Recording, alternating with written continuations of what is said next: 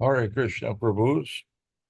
It seems that there is no speaker this morning for Srimad Bhagavatam class.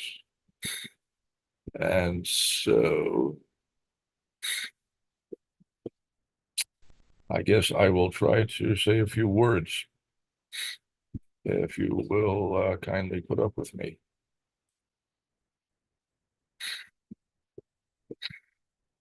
Uh, we will have an upward start here because we're already running late. And bear with me while I try to throw together a few things here because I am completely unprepared. Mm.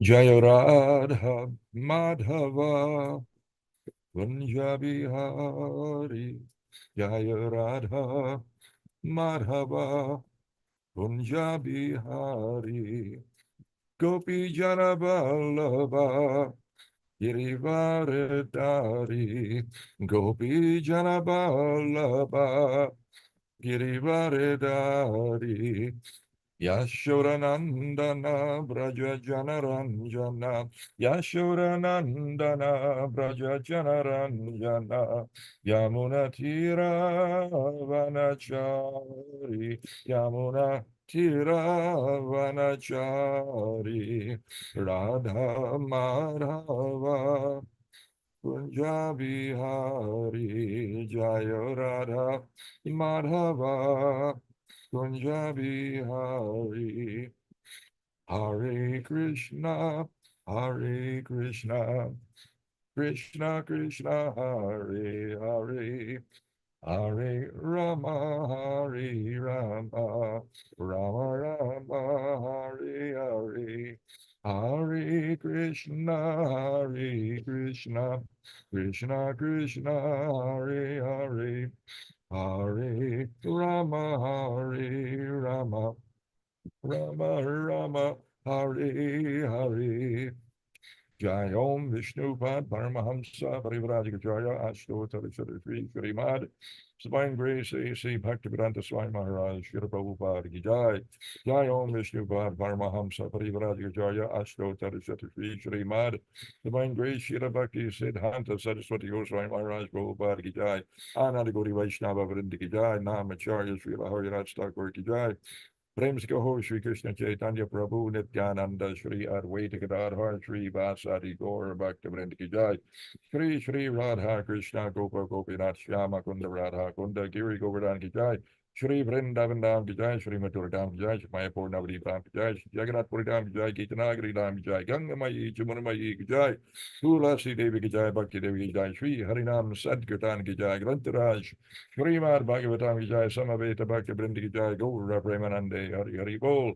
All glorious to the assembled devotees, Hare Krishna, all glorious to the assembled devotees, Hare Krishna, all glorious to the assembled devotees, Hare Krishna, all glorious to Shri Guru and Shri Gauranga, all glorious to His divine grace, Shri Prabhupada, Nama Om Vishnu Padaya Krishna Prashnaya Bhutale, Shri Mate Bhakti Vedanta Swami Namane, Namaste Saraswati Devi, Gauravani Bracharne, Nirvashesha Shunyavadi Paschatyade Shatarne, Sri Krishna Chaitanya Prabhu Nityananda Shri Advaita Gadadhar Sri Vasadi Gaura Bhaktivedanta Hare Krishna Hare Om Namo Bhagavate Vasudevaya Om Namo Bhagavate Vasudevaya Om Namo Bhagavate Vasudevaya Narayanam Namaskritya Naram Jaiva Narottamam Devim Saraswatim Vyasam Tato Jayam Mudirayat Nasta Praishva Badreshu Nityam Bhagavata Sevaya Bhagavat Yutamashroke Bhaktir Bhavati Naishtaki Hare Krishna.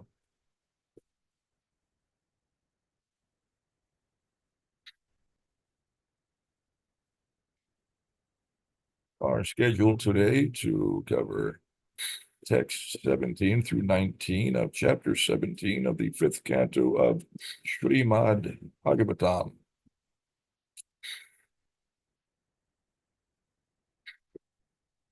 Text 17 is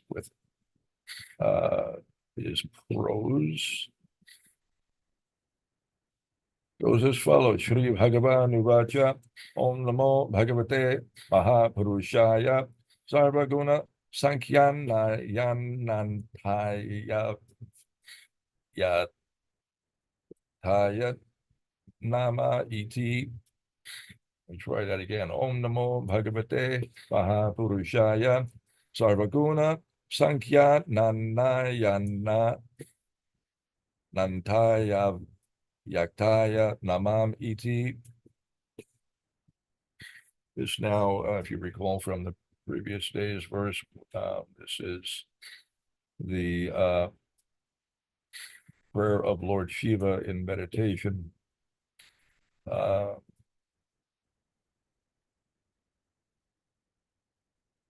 The synonym Sri Bhagavan Vacha, the most powerful Lord Shiva said, Om Namo Bhagavate, O Supreme Personality of Godhead, I offer my respectful obeisances unto you. Mahapurushaya, who are the Supreme Person, Sarvaguna Sankyanaya, the reservoir of all transcendental qualities, Anantaya, the unlimited, Avyaktaya, not manifested within the material world. Namaha, my respectful obeisances, E.T., thus. And the translation, get that up in the chat. The most powerful Lord Shiva says, O Supreme Personality of Godhead, I offer my respectful obeisances unto you in your expansion as Lord Shankarshan. You are the reservoir of all transcendental qualities. Although you are unlimited, you remain unmanifest to the non-devotees.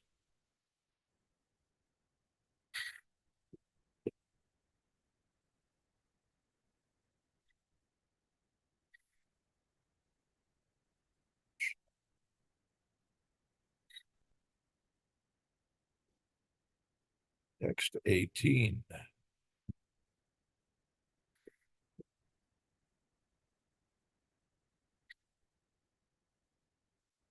Bhaje Bhajan Yarana Para Pankajam Bhagasya Kritsnasya Param Parayanam Bhakteshvalam Bhavita Bhuta Bhavanam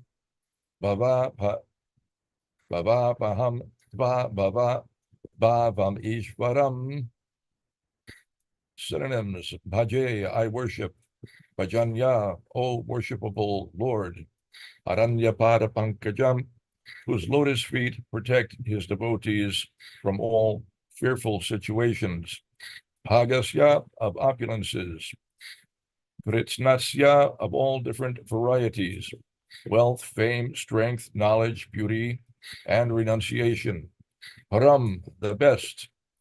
Parayanam, the ultimate shelter. Bhakteshu, to the devotees. Alam, beyond value. Bhavita Bhuta Bhavanam, who manifests his different forms for the satisfaction of his devotees. Bhava Apaham, who stops the devotees' repetition of birth and death. Tva, unto you. Bhavita Bhavam, who is the origin of the material creation. Ishvaram, the Supreme Personality of Godhead. Translation up there. Only two arms, one tiny pea brain. Hare Krishna. The translation. Oh, my Lord, you are the only worshipable person, for you are the Supreme Personality of Godhead, the reservoir of all opulences. Your secure lotus feet are the only source of protection for all your devotees, whom you satisfy by manifesting yourself in various forms. Oh, my Lord, you deliver your devotees from the clutches of material existence. Non-devotees, however, remain entangled in material existence by your will. kindly accept me as your eternal servant.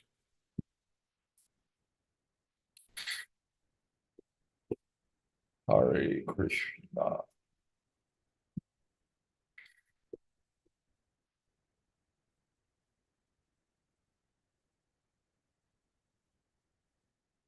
Text 19.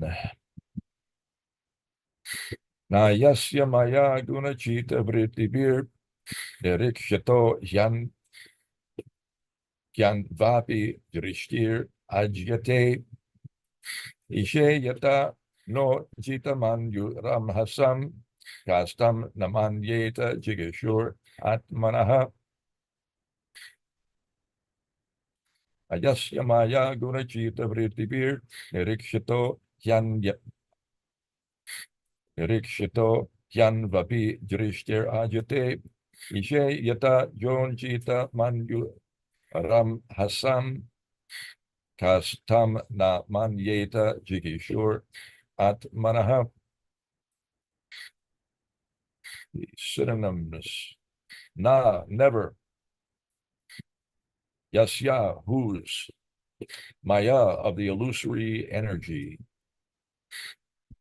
guna, in the qualities; chitta, of the heart; vritti, by the activities, thinking, feeling, and willing; nirikshataha, of him who is glancing; he, certainly; anu, slightly; api, even; drishti, vision; ajyate, is affected; ishe, for the purpose of regulating; yata, as; naha, of us; ajita, who have not conquered; manu, of anger; ram hasam, the force; gaha, who; tam, unto him, the Supreme Lord; na, not; manyate, would worship; jigisuhu, aspiring to conquer; atmanaha, the senses. And the translation. Hare Krishna. We cannot control the force of anger. Therefore, when we look at material things, we cannot avoid feeling attraction or repulsion for them. But the Supreme Lord is never affected in this way. Although he glances over the material world for the purpose of creating, maintaining, and destroying it, he is not affected, even to the slightest degree. Therefore, one who desires to conquer the force of the senses must take shelter of the lotus feet of the Lord. Then he will be victorious.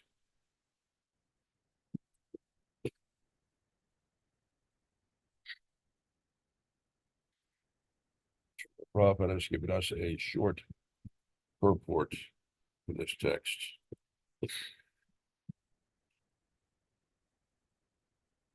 Supreme Personality of Godhead is always equipped with inconceivable potencies. Although creation takes place by his glancing over the material energy, he is not affected by the modes of material nature. Because of his eternally transcendental position, when the Supreme Personality of Godhead appears in this material world, the modes of material nature cannot affect him. Therefore, the Supreme Lord is called Transcendence, and anyone who wants to be secure from the influence of the modes of material nature must take shelter of him. Om Jnana Timarandasya Gyananjana Shrakaya Chakshurnmritam Jaina Tasmai Shri Gurave Namaha. The translation is once again beginning with text 17. The most powerful Lord Shiva says, O Supreme Personality of Godhead, I offer my respectful obeisances unto you in your expansion as Lord Shankarshan. You are the reservoir of all transcendental qualities. Although you are unlimited, you remain unmanifest to the non-devotees. Text 19. No, excuse me, text 18. O my Lord, you are the only worshipable person. You are the Supreme Personality of Godhead, the reservoir of all opulences. Your secure lotus feet are the only source of protection for all your devotees, whom you satisfy by manifesting yourself in various forms. O my Lord, you deliver your devotees from the clutches of material existence. Non-devotees, however, remain entangled in material existence by your will. Kindly accept me as your eternal servant. Text 19, we cannot control the force of our anger. Therefore, when we look at material things, we cannot avoid feeling attraction or repulsion for them. But the Supreme Lord is never affected in this way.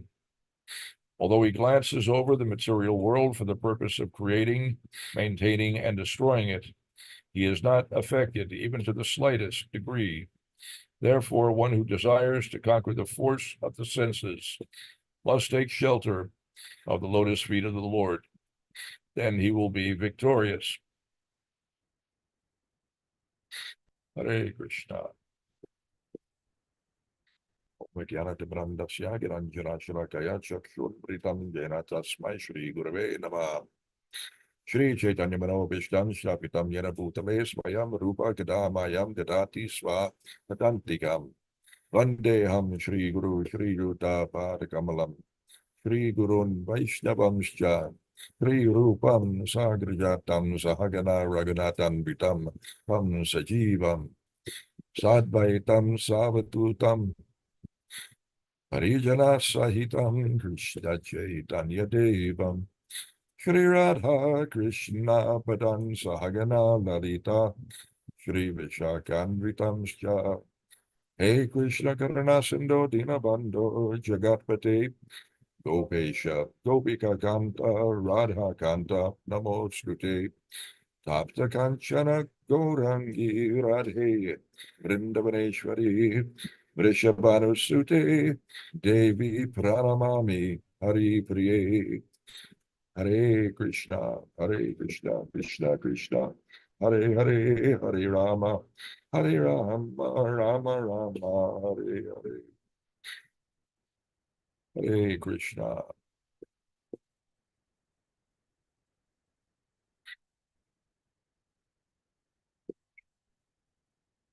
Thorough preparation. I have not read this even, so I am completely unprepared. I have absolutely no idea what I'm going to say. But I have a thought,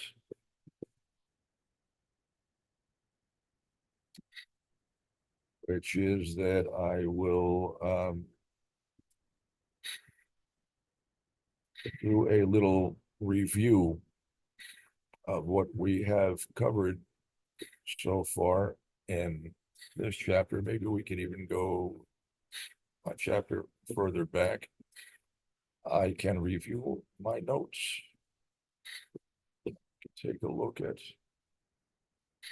some of what we covered to refresh our memory and get and perhaps a clearer overview of what has been discussed thus far.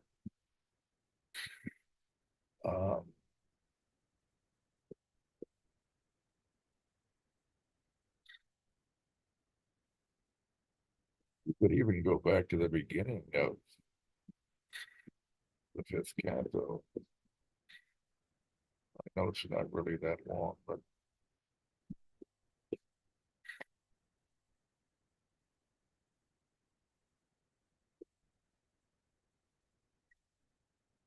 Captain,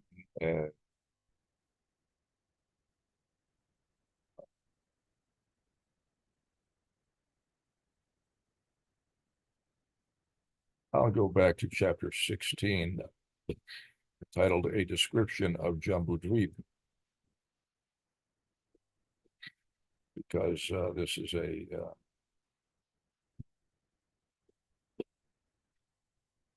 after discussing Shabdev and King Priyavrata. Now we are getting into Vedic cosmology, and it's a whole different topic. So begins with chapter 16. So in the beginning of chapter 16, Maharaj Parikshit he expresses to Shukadeva Goswami that he wants to hear a more detailed description of Bhumandala, the configuration of land divided by Maharaj Priyavrata's chariot. And we were discussing why would he ask such a question? Why not ask about Krishna, his pastimes, associates, and so on. But it is glorification of Krishna, understanding Krishna's external energy, how it is manifested, is also glorification of Krishna, and it gives us some little sense of how great Krishna is. And to understand these kinds of things is an important requisite before attempting to enter into Krishna's actual transcendental Leela. Otherwise, we don't appreciate Krishna for who and what he really is. We want to understand something about his greatness.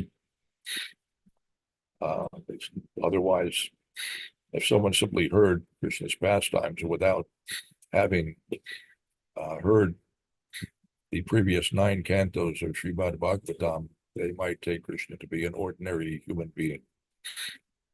Maybe it did some extraordinary things, maybe it's just mythology, but having heard the first 9 cantos of glorification of Krishna, then you can understand Krishna to be the Supreme Personality of Godhead. And then when you hear his pastimes, they are particularly wonderful and extraordinary. So, getting back to chapter 16, Shukadeva Goswami replied to Maharaj Parikshit that it is impossible to perfectly understand the material universe, but that he would describe its principal regions, and he goes on to describe Bhumandala, Jambudvip, and the 9 varshas into which Jambudvip is divided. All of that is discussed in text 1 through 10. Then in text 11 through 29, Shukadeva Goswami describes the mountains, the lakes, the inhabitants, the opulences, the gardens, the fruits, the fragrances, products, rivers, trees, towns, and the living conditions that surround and rest upon that great golden mountain, Mount Sumeru, which stands in the middle of Bhumandala's central island, Jambudvip. Extraordinary descriptions and beyond our perception. Then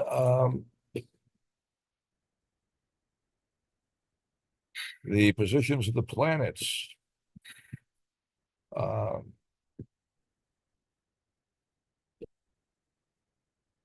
Evidently, we're studied and known to the sages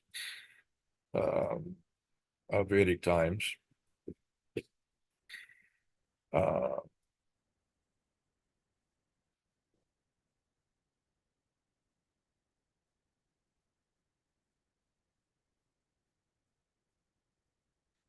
So dealing with the material world or understanding the geographic location within the material universe is not material if one understands everything as an expansion of Krishna's energy. If one cannot comprehend the vastness of the material world, how can one understand the expansiveness of the spiritual world? So, as I say, it's a requisite, this understanding. We should be satisfied with the statements of the authorities like Shukadeva Goswami and appreciate how the entire cosmic manifestation has been made possible by the external energy of the Supreme Personality of Godhead. Since we cannot understand the vastness of the material world, we should come to the following conclusions. To start with, that the spiritual world is even more wonderful and expansive than the material world. And next, that the vast material world is simply the Lord's external energy, and only one quarter of his energy. And then that we should accept the statements of Shukadeva Goswami, which describe the unlimitedly vast material world.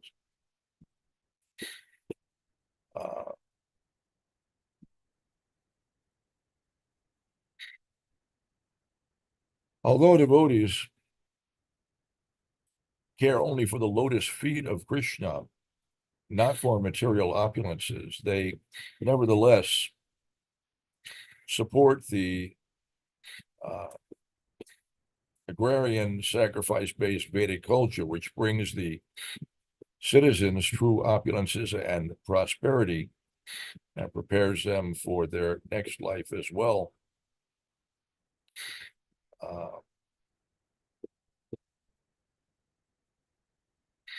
Now, chapter 17, entitled The Descent of the Ganges.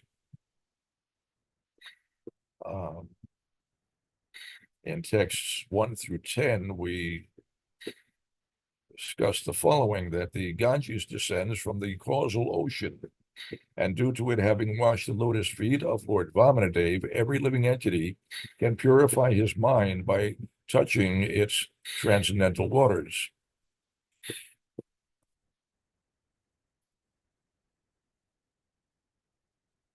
Ganga Ma, I have some Ganga Jal. I spray myself with Ganga Jal several times every day because I need all the purification I can possibly get. So the Ganges first descends to Dhruvaloka, then to the planets of the 7 great sages, then to Mount Meru, where it divides into 4 branches, all of which flow into the ocean. Wherever the Ganges flows, great sages like Dhruva Maharaj and the 7 sages keep her waters reverently upon their heads and accept devotional service as the perfection of life. Some Ganga Jal on my head.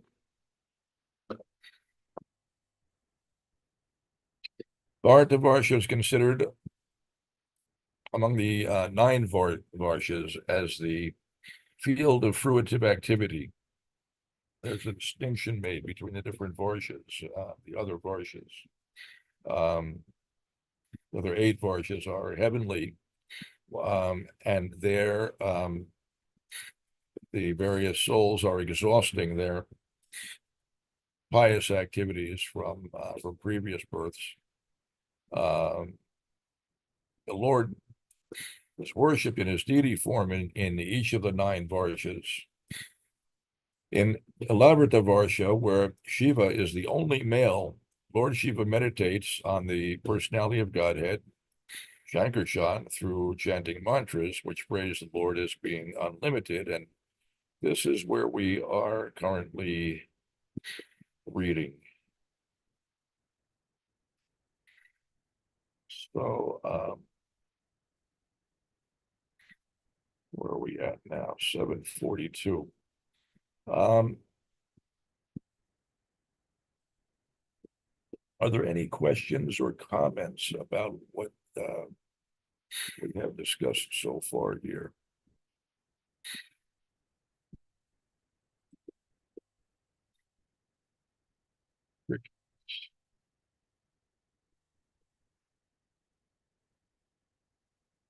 Then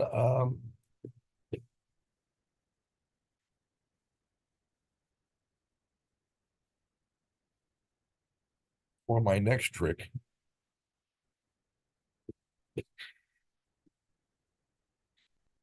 thinking to read some glorification of Bhagavad Gita, which I had discussed yesterday. After Yashodeva Prabhu's wonderful class, I made some mention of Bhagavad Gita Mahatmya, of which there are three. There is, because we were discussing, Yashodeva was discussing Bhagavad Gita and expressed some very nice appreciations of Bhagavad Gita. And so, I, in that line, I offered some comments on Bhagavad Gita. And so there are three different texts of glorification of Srimad Bhagavad Gita. There is the Gita Mahatmyam of Padma Purana, which is consists of, it's written by Srila Vyasadeva, and it consists of a conversation between Lord Shiva and Parvati. And he tells a story to illustrate the glories of each individual chapter of Bhagavad Gita. Next, there is a Gita Mahatmya attributed to Shankaracharya. And one may ask, well, why do we care about the writings of Shankaracharya, who was, the head of the Mayavadi school of thought? And but the fact is that Shankaracharya was actually Lord Shiva in disguise, who appeared to bewilder the minds of the atheists and keep them out of trouble. And sometimes he would pull back the curtain and reveal some aspect of who he actually was. And Lord Shiva, of course, is the greatest Vaishnava devotee of the Lord. And so he also offered some wonderful glorification of Srimad Bhagavad Gita in 7 verses. And then there is another glorification of Srimad Bhagavad Gita, which appears in, gosh, I can't remember the name of that particular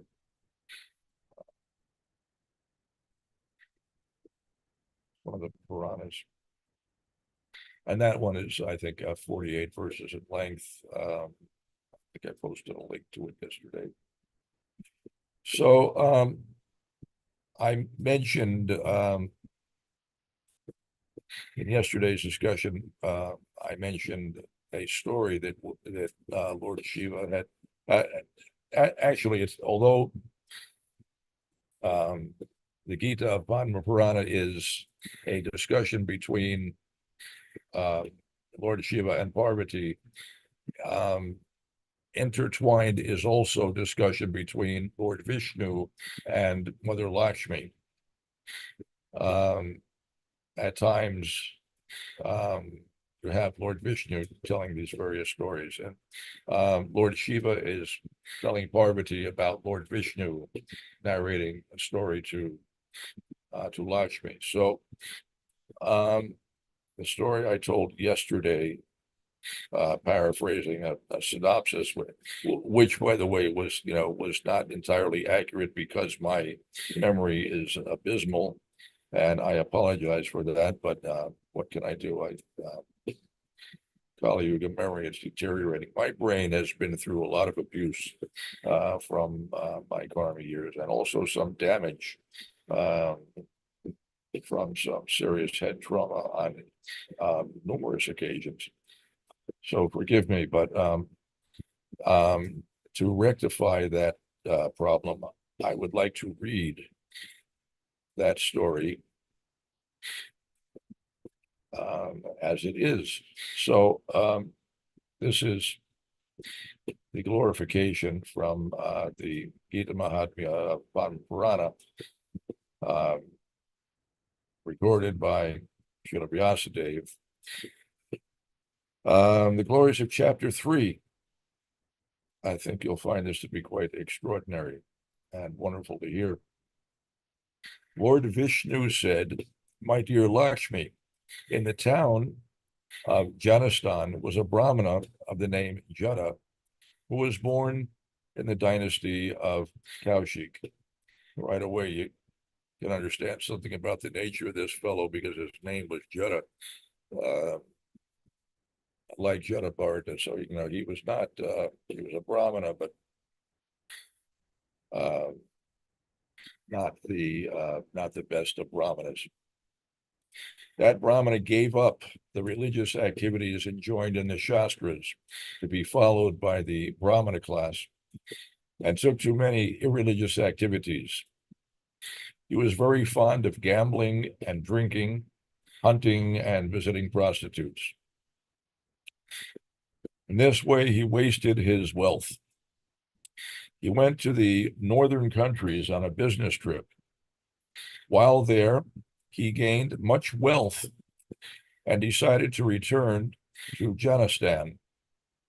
After having traveled a long distance, he found himself in a very deserted place. One day, as the sun set and everywhere became engulfed by darkness, he decided to take rest for the night under a tree. While resting, some robbers came and beat him to death, and they stole his wealth. Because Jata had given up all religious activities and led a sinful life, after his death, he attained the form of a ghost. There are numerous different circumstances under which an individual is cursed to become a ghost. Much of what we understand of ghosts is described in the Garuda Purana.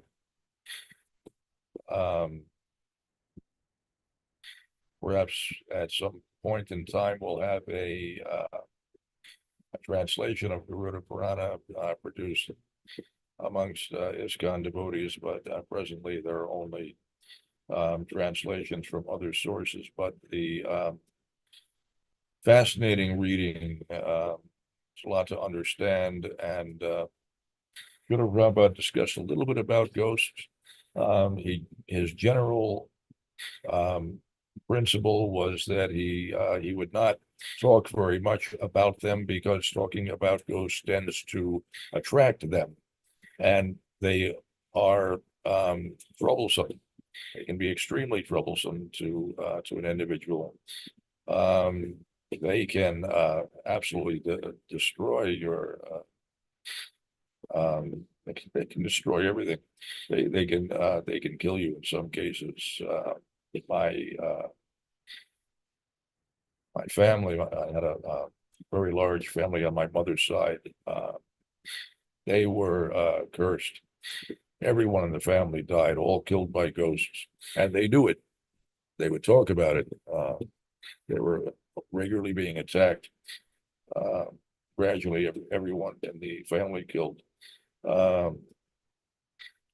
They became extremely zealous Christians in many cases, trying to gain release from that curse. Unfortunately, it didn't help them that much. Anyway, I'm going off on a wild tangent here. There's a lot that could be discussed about ghosts and why we should be aware of their influence and take measures to protect ourselves. Devotees sometimes are not aware of the fact that there are all kinds of unseen threats to us. Material world is a dangerous place, and that's part of the reason that we wear our Vaishnav tilak, Gopi Chandan tilak. When we apply tilak to 12 parts of the body, we recite the names of Lord Vishnu. The proper procedure is you meditate on the names of Lord Vishnu. You place that name on the 12 parts of your body.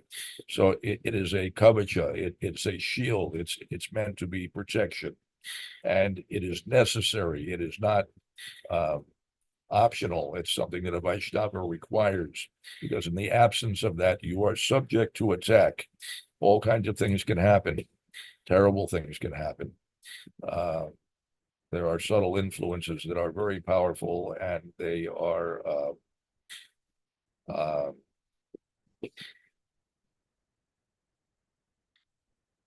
benevolent. They are they're actually demonic forces that are uh, organized and interested in thwarting the activities of the Vaishnavas. So we have to be careful. Devotees generally are um, protected from much of the difficulty because they have the shelter of other great Vaishnavas, uh, chiefly their spiritual master. But it should be known that there's serious threats in the material world. You have to be careful. You have to take precautions. If you can always remain Krishna conscious by hearing and chanting, or by whatever means, any of the 9 processes of devotional service, that also will protect you. You'll have all protection. Those cannot remain present where the holy names are being heard and chanted. They immediately flee. Sometimes described that they flee like dried leaves blown by the wind. They will remain far away. So this fellow, Jada, became a ghost. And we can also become ghosts if we commit great offenses, particularly offenses to the spiritual master can sometimes result in becoming a ghost. Ghost means no gross material body. You have only the subtle body, the mind, intelligence, and false ego. It's a very miserable, hellish condition because you still have all the desires that you might have otherwise, but you have no means to satisfy them. There's no means to gratify your senses. You don't have the senses to gratify, but the desire is there. So it's an agonizing condition. One might have a really, really bad itch, and if somehow or other you were crippled, or your hands were bound, and you or you had an itch somewhere that you just absolutely could not reach. Excuse me. Very miserable condition. Condition of ghosts is far worse than that. All kinds of desires are there, beginning with the most fundamental, hunger and thirst. They are plagued by intense hunger and thirst, and they have no means to satisfy that ever. If you can imagine, sometime when you're particularly hungry or just miserably thirsty, and then have that go on and only worsen over the course of hours and days and weeks and months and years. Ghosts tend to remain as ghosts for millennia, for very, very long periods of time, and suffering in that way throughout. So Jada had a son, and his son was very religious and learned in the Vedic Shastras. When he saw that his father had not returned to Janistan after a long time, he decided to go and search for him. For many days, he traveled here and there in search of his father, and whatever travelers he would meet, he would inquire from them about his father. So one day he met one person who knew his father and informed him of the events that had taken place. When the son of Jada heard the news of his father's death, he decided to go to Kashi, Benares, to offer Pinda for the release of his father from his hellish condition. So evidently he anticipated his father would be suffering some some hellish reaction because of his activities in his life, abandoning his Brahminical behavior. And so Pinda, the offer of Pinda is a way to release a relative from a ghostly condition or a term in hell. You offer Vishnu Prasad to them, and by consuming that, they are relieved of their sinful reactions to some extent. There's an involved process. That information is also given in Garuda Purana. Pinda is offered on certain days, specific days, and there are regular installments that have to be made. There are prescriptions for preparing a ball of rice, which is offered to Lord Vishnu and then offered to the departed individual. And gradually, as they consume that prasad, uh, in degrees there, they regain a gross bodily form. It happens in increments, in steps, and eventually they are released from their hellish condition if that process of worship is continued. And it is for this reason that in Vedic culture, much stress is placed on the importance of marriage and begetting a son, because it is the son's duty, the son's responsibility to perform these rites, these rituals, in order to release his father in particular, and other relatives as well, to release them from a hellish condition after their demise.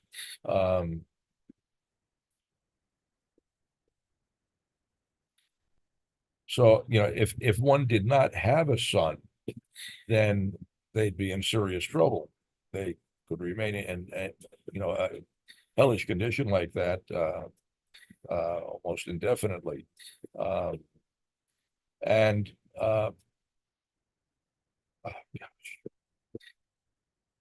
got this one thought that I wanted to mention, which is fleeting. It keeps slipping my mind.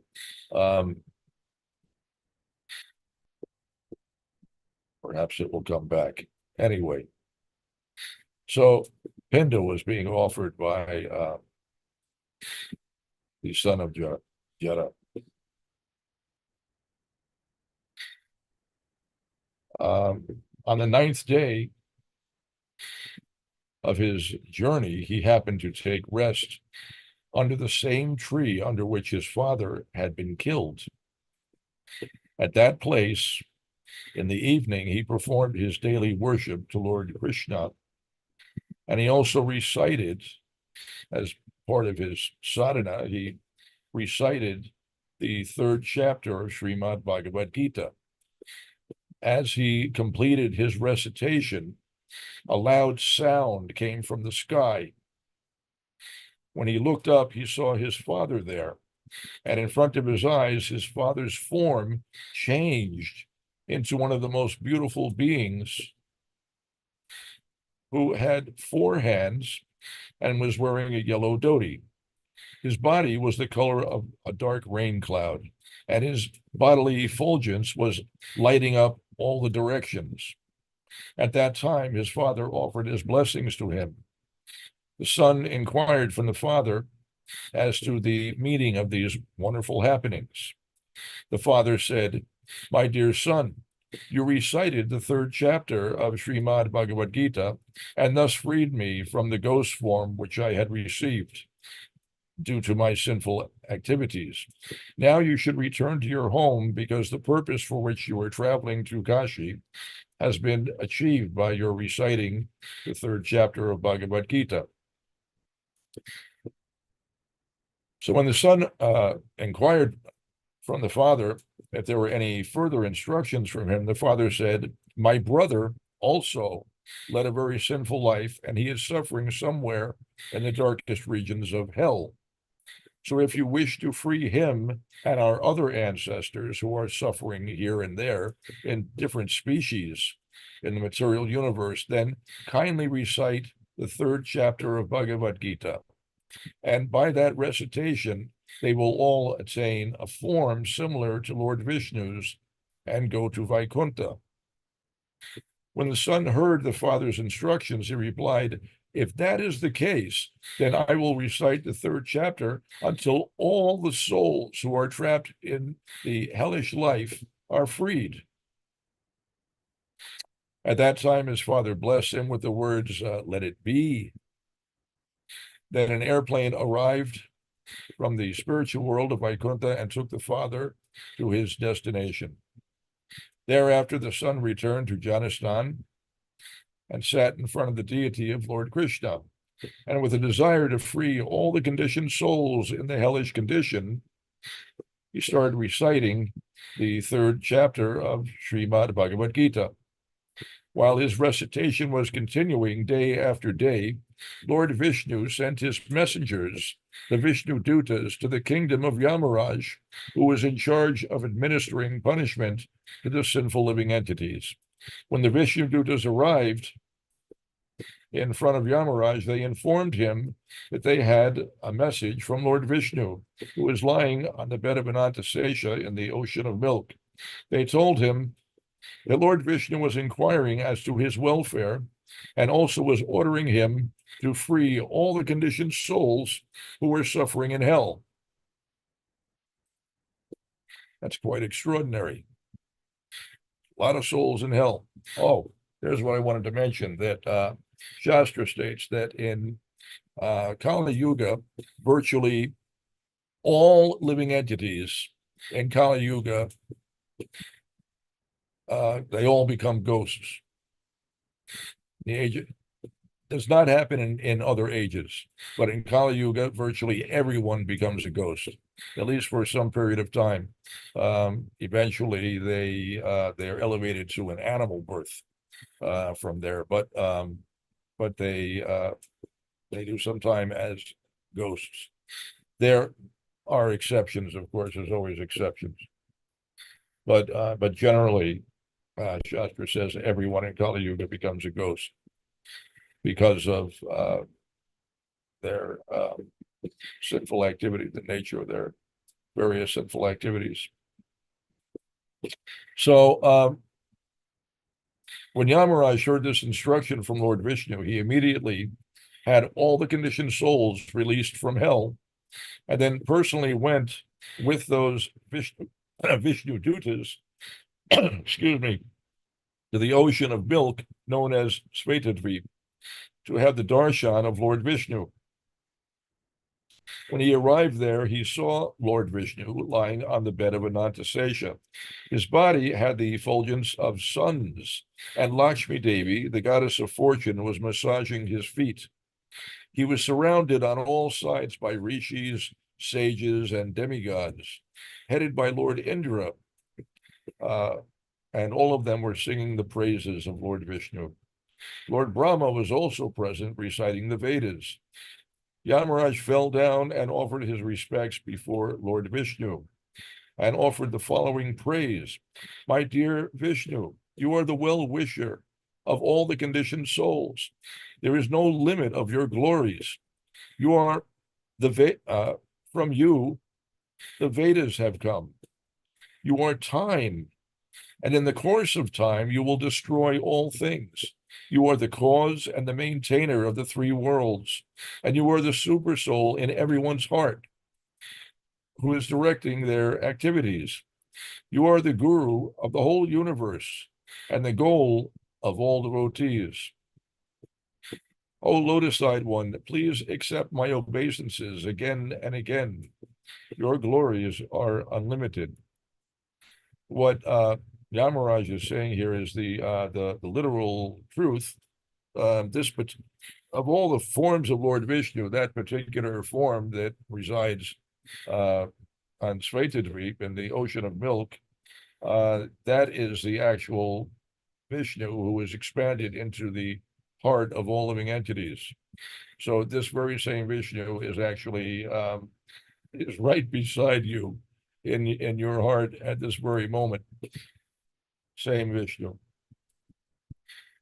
To continue, in this way, Yamaraj, with folded hands, offered his respects to Lord Vishnu. Yamaraj continued, as per your instructions, I have released all the conditioned souls from hell. So kindly instruct me what work you wish me to perform now.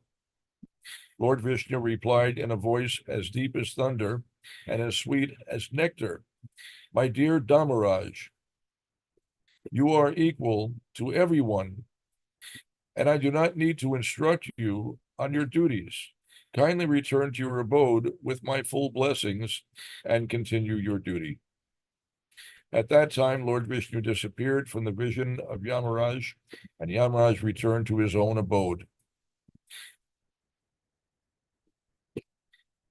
So after that, Brahmana, the son of Jata, had successfully freed all of his ancestors and the rest of the conditioned souls from hell. The Vishnu Dutas came and took him also to the abode of Lord Vishnu, where he was able to engage in the service of the lotus feet of the Supreme Personality of Godhead eternally. And that concludes the narration of the glorification of the third chapter of Srimad Bhagavad Gita. And that brings us up to 809. Are there any questions or comments?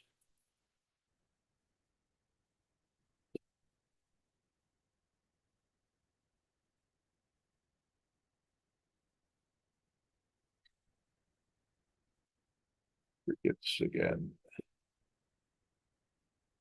Okay. Hi, Krishna. Good morning, Taraka Prabhu. Thank you so much for taking the class. You gave us Morning to you. so much information, and especially thank you for this glorification of the third chapter of Srimad Bhagavatam. Now you've really inspired me to try to begin reciting some of of Bhagavad Gita. And yeah, I think it's amazing. So yeah, that's inspiring. And then also just everyone, happy Ekadashi. It's the first Ekadashi of the year. So happy Ekadashi, everyone. Yes, Ekadashi, wonderful day. Great day for hearing Srimad Bhagavatam and glorification of Bhagavad Gita and Krishna Gita in general. Ekadashi is known as Hari Vasara, the day of Lord Hari, and it is a special day for rendering service to Krishna, and for those who engage themselves in such service, the benefits of performing that service on Ekadashi are greatly magnified. Ekadashi is what the glories of Ekadashi, also extraordinary. There's also uh, many texts written about the glories of Ekadashi. Wonderful stories for there are at least two books I'm familiar with that offer glorification for each of the Ekadashis throughout the year. And Ekadashi, of course, occurs every 2 weeks. So how many Ekadashis is that? 52 weeks in a year. So 104 Ekadashis, I guess. And they each have some special and unique qualities about them. Ekadashi is a wonderful thing. We, the Vaishnavas observe Ekadashi every fortnight, and it's very important. By that observance of Ekadashi, we can absolve ourselves of mountains of sins. It's described, um, and for devotees, they experience that by properly following Ekadashi, they they feel relief of so many reactions. They become ecstatic and inspired in Krishna consciousness. Bhaktivinoda Thakur describes Ekadashi as the mother of devotion. So for those of us who are trying to acquire um, a devotional sentiment for Krishna, the observance of Ekadashi is one very powerful way to evoke such devotional sentiments. Uh, Ekadashi can bestow Krishna bhakti, and that's what we desperately want, or at least that should be our aspiration. So, some of us, I know we have some devotees in our community that follow Ekadashi very strictly, fasting completely, nirjal fasting, no water, no food at all for all of Ekadashi. Um, there are also, for those who want to get really strict about it, there are prescriptions for remaining awake the entire night and engaging simply in hearing and chanting. There are many devotees who do this. It has been traditionally done for millennia by Vaishnavas. In the Gaudiya Math, it was commonly practiced. And some of Srila Prabhupada's disciples also began to follow in that way, remaining awake through the night and just chanting, sometimes vowing to complete 64 rounds. Um, remember Indrajumna Swami telling a story of doing that with one of Srila Prabhupada's godbrothers. Srila Prabhupada himself, in my experience, and all, he followed Ekadashi. He did not do Nirjali Ekadashi. He would honor uh, just some simple Ekadashi, perhaps sometimes just a little fruit or something. But he was always awake through the night doing his translation work. He ate a little bit just to ensure that he would have the strength to do his service, and he explained to us that that is actually a higher principle. He cited the policy of his own spiritual master, Srila Bhaktisiddhanta Saraswati Thakur, who he gave an example that one of Srila Prabhupada's godbrothers was scheduled to do a speaking engagement, which happened to fall on Ekadashi, and that individual was so um, uh, debilitated by his fasting that he felt he was not able to attend this function. So Srila Bhaktisiddhanta ordered that he should be served full prasad. In other words,